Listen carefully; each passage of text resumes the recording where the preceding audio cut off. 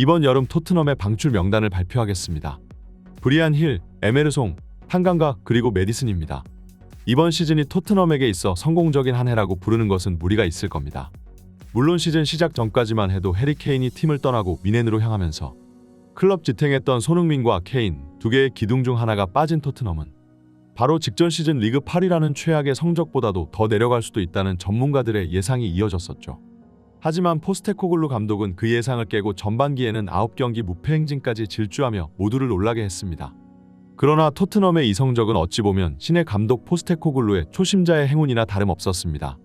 다른 예만 보아도 부임 초기 혹은 첫 시즌 아주 인상적인 활약을 펼쳤던 감독과 팀이 그 다음 시즌 스쿼드를 보강했음에도 더 형편없는 성적을 거두는 상황이 자주 발생하고는 하는데요. 이는 시간이 지날수록 그 감독의 전술이 상대팀에게 읽혀가고 있기 때문입니다.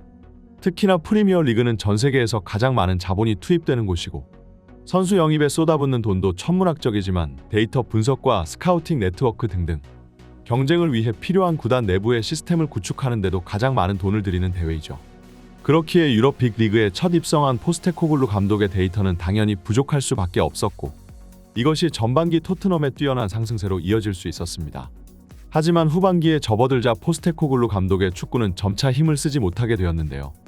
토트넘 축구의 높은 라인과 전방 압박 전술에 대항해 상대 팀들은 깊게 내려선 뒤 선수비 후 역습을 통한 철퇴 축구로 대항하기 시작했고 그 결과 토트넘의 성적은 후반기 수직 낙하하여 결국 챔피언스 리그 진출을 놓치게 되고 말았습니다. 팬들이 특히나 답답해했던 것은 바로 포스테코글루 감독의 고집스러움이었는데요. 자신의 축구가 읽혀버리면 전술을 수정하고 또 보완해서 상대에게 대응하는 맞춤 전술을 내놓아야 했는데 시즌 마지막까지 A플랜만을 고집하다 결국 한 해 농사를 그르치고 말았죠. 그나마 37라운드 맨시티전에서는 반더벤을 왼쪽 풀백으로 옮기면서 새로운 전술을 시도했고 이것이 또 어느 정도 먹혀들어 효과를 보기도 했으나 자신의 실패를 인정하는 시기가 늦어도 너무나 늦었습니다. 현재 감독을 향한 토트넘 현지 팬들의 민심은 흉흉한 상태입니다. 심지어 손흥민 선수 또한 최근 팀의 부진으로 인해 토트넘 생활에 회의감을 느끼고 있고 영국의 많은 유력 언론사들은 이번 여름 손흥민이 토트넘을 떠나 이적할 것으로 내다보고 있죠. 그렇기에 레비 회장은 이제서야 부랴부랴 손흥민 달래기에 들어갔습니다. 최근 맨시티의 소나귀에서 손흥민을 지킬 자신이 없어진 토트넘 보드진들은 재계약 서류를 내밀며 세 가지의 파격적인 조건을 제시한 것으로 알려져 있는데요. 그 첫 번째는 연봉 대폭 인상으로 현재 손흥민이 받고 있는 주급은 19만 파운드입니다. 토트넘 내 1위에 해당하는 수치이고 어찌 보면 적어 보이지 않을 수도 있으나 현재 잉글랜드 최고의 거품 윙어 2인방이라 평가받는 첼시의 스털링과 맨유의 레시포드는 30만 파운드를 수령 중이죠. 심지어 1,400억에 데려와 아마추어 같은 실력으로 팬들의 눈을 썩게 만들어 영국, 아니 유럽 축구 역사상 최악의 영입으로 불리는 안토니마저 20만을 수령 중입니다. 이는 토트넘이 지금까지 손흥민이라는 선수의 가치를 제대로 후려치고 있었다고 보는 것이 옳은데요. 심지어 손흥민 선수의 세계적인 위상과 인기, 유니폼 판매량에 힘입어 토트넘은 수천억이 넘는 경제적 부가가치를 창출해내고 있음에도 불구하고 말이죠. 레비 회장은 손흥민에게 주급 25만 파운드에 승리 수당, 득점 수당의 우승 상금 보너스까지 챙겨주겠다고 말했습니다.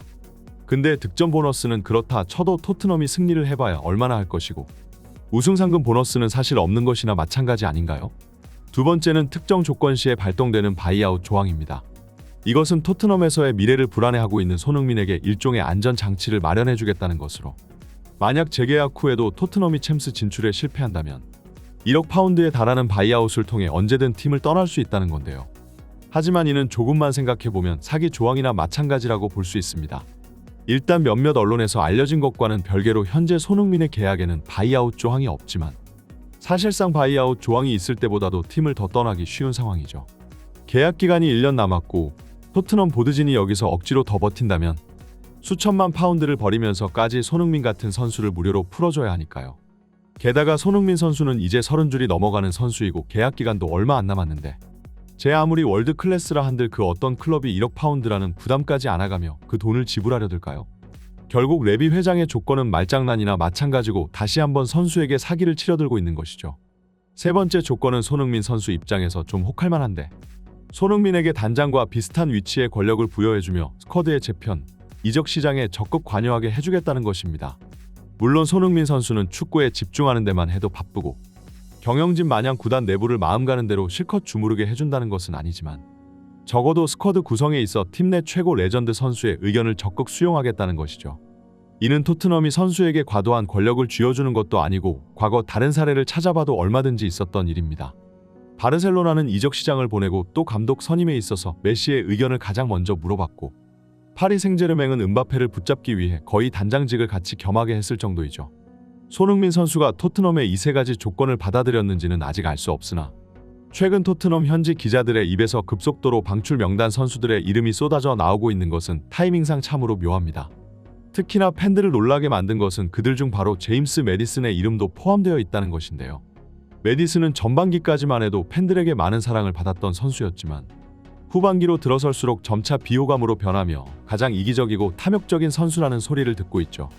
특히나 그는 유독 손흥민 선수를 향한 열등감이 가득한 것처럼 보였는데요.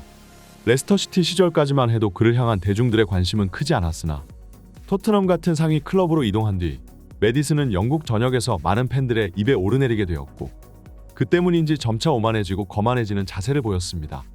훈련 시간에 자주 늦고 온몸을 명품으로 치장하기 시작했으며 A매치 도중 꾀병을 부려 대표팀에서 제외된 후 카지노에 출입해 도박을 하다 걸려 구설수에 오르기도 했는데요. 이 정도로 자기애가 강한 선수인데 언론의 모든 스포트라이트가 손흥민에게 쏠리는 것을 질투할 법도 하죠. 그는 입단 초기에는 나름 손흥민과 듀오를 이루며 골과 어시스트를 사이좋게 주고받기도 했지만 시간이 지날수록 슈팅 빈도수는 더욱 늘어나고 패스는 전혀 시도하지 않아 이제는 토트넘의 경기력을 망치는데 가장 많이 일조하고 있는 선수입니다. 하지만 아무리 그렇다 한들 매디슨은 4천만 파운드의 이적료나 들여서 영입한 선수이고 이제 고작 해야 입단 첫 해이기 때문에 팬들은 설마 고작 첫 시즌 만에 선수를 팔아치울 리는 없다고 생각했는데요. 하지만 최근 토트넘 현지 기자의 입을 통해 들려온 토트넘의 방출 명단에서 브리안 힐과 세세뇽, 한강가와 함께 매디슨의 이름이 언급되어 팬들은 깜짝 놀라는 중이죠. 앞에 세 선수는 사실상 팀에 있으나 만화 한 벤치에도 앉지 못하는 쓸모없는 자원인데 그래도 나름 주축 선수 중 한 명인 매디슨이 저들과 함께 엮인다는 것은 구단에서 사실상 버림받았다고 볼 수 있는데요. 토트넘은 매디슨의 원금 회수를 원하고 있으며 요구 이적료를 지불하는 구단이 나타나지 않을 경우 임대를 보내는 것도 고려하고 있다 합니다. 그동안 사실 매디슨은 토트넘 라커룸 내에 문제 하나 다름이 없었는데요.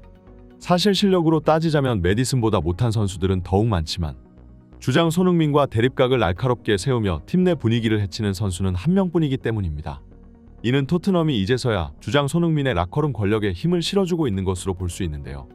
클럽의 성공에 있어 조직력은 가장 중요하고 그렇기 위해서는 라커룸을 어떻게 휘어잡느냐가 중요합니다. 케인과 요리스는 주장으로서의 역할을 전혀 못했고 다이어를 필두로 잉글랜드 파벌을 만들며 에릭센을 비롯한 외국인 용병들이 소외되는 상황을 가만히 두고 보기만 했는데요. 손흥민은 그들과 달리 주장으로서 동료들을 적극 도왔기 때문에 절대적인 지지를 받고 있으나 매디슨 같은 미꾸라지 한 마리가 그동안 강물을 흐리고 있었고 토트넘 보드진들과 포스테코글루 감독은 이 문제를 해결하지 않고 그저 가만히 바라만 보고 있었습니다. 그들은 이제서야 뒤늦게 수습에 나서며 손흥민에게 있어 만족스러운 구단 내 환경을 만들어주려 하고 있는 것인데요. 하지만 그럼에도 불구하고 이미 챔스 진출에 실패해 유로파 리그로 떨어져 버린 손흥민이 과연 그들의 재계약을 받아들일지는 확실하지 않네요. 이번 영상은 여기까지입니다. 구독과 좋아요는 사랑입니다. 감사합니다.